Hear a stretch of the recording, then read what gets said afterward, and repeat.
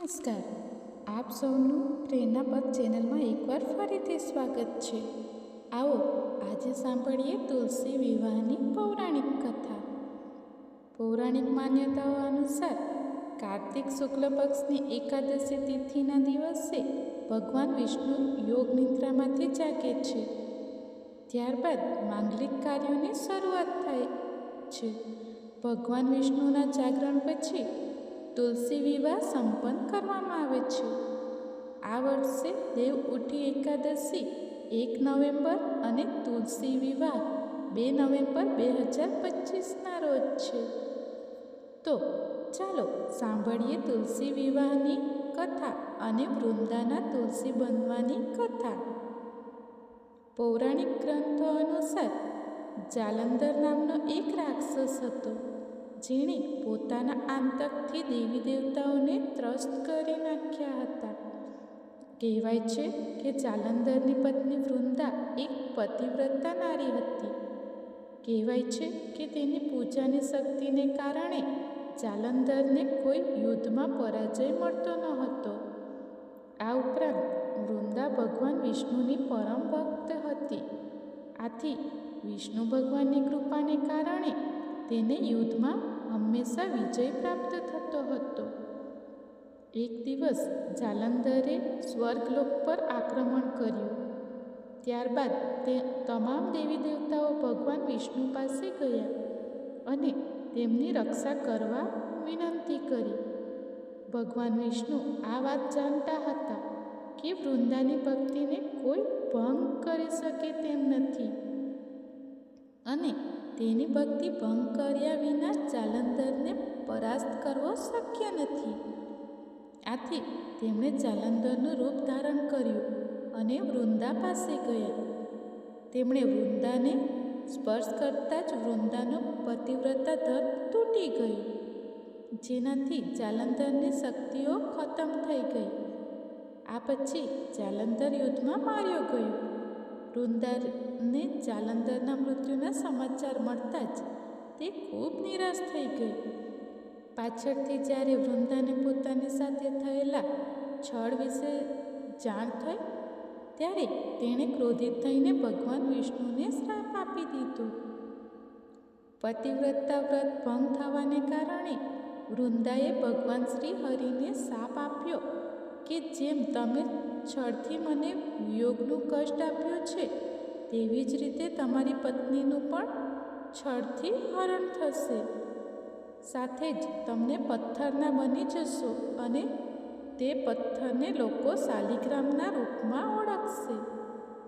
કહેવાય છે કે વૃંદાના આ શાપના કારણે જ ભગવાન વિષ્ણુએ દશરથના પુત્ર શ્રી રામના રૂપમાં જન્મ લીધો અને બાદમાં સીતાહરણના વિયોગનું કષ્ટ પણ ભોગવવું પડ્યું.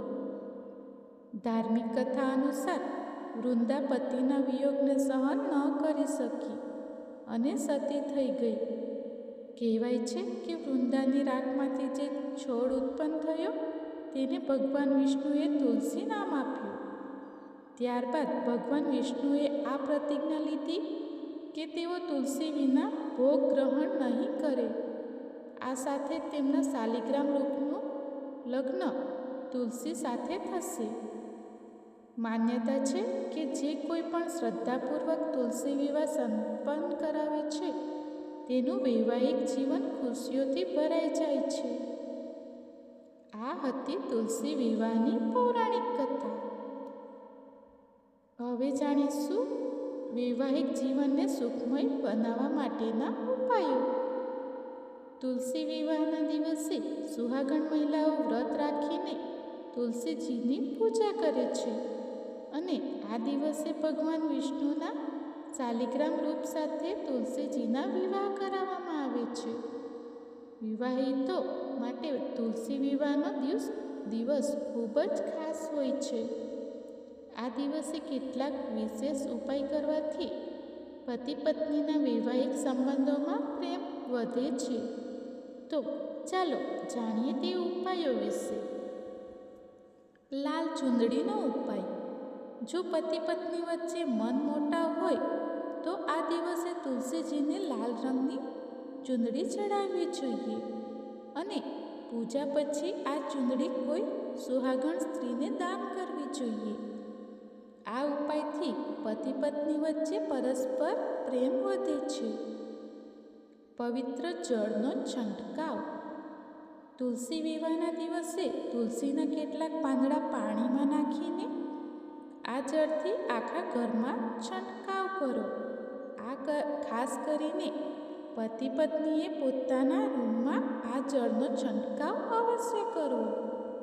આમ કરવાથી ઘરમાં રહેલી તમામ નકારાત્મકતા દૂર થાય છે અને પતિ પત્ની વચ્ચે ચાલી રહેલા વિવાદો પણ શાંત થાય છે. પરિક્રમા અને દીપક. તુલસી વિવાહના દિવસે પૂજા દરમિયાન તુલસીના છોડની 7 વાર પરિક્રમા કરો અને ગોધૂલી બેલામાં તુલસીની પાસે એક ઘીનો દીવો પ્રગટાવો.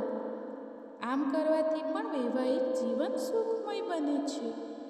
સુહાગણનો સમાન અર્પણ. તુલસી વિવાહના દિવસે તુલસીજીને સુહાગણનો સામાન જેમ કે લાલ સાડી, બિંદી, સિંદૂર, બંગડીઓ વગેરે ચડાવવું. આ ઉપાય કરવાથી અખંડ સૌભાગ્યના આશીર્વાદ મળે છે. તો આ હતી આજની કથા અને કેટલીક માહિતી. તમને આ કથા અને માહિતી કેવી લાગી? કમેન્ટ કરીને જરૂર જણાવજો અને સાથે જ અમારી ચેનલ પ્રેરણા પથને સબસ્ક્રાઈબ કરવાનું ભૂલશો નહીં.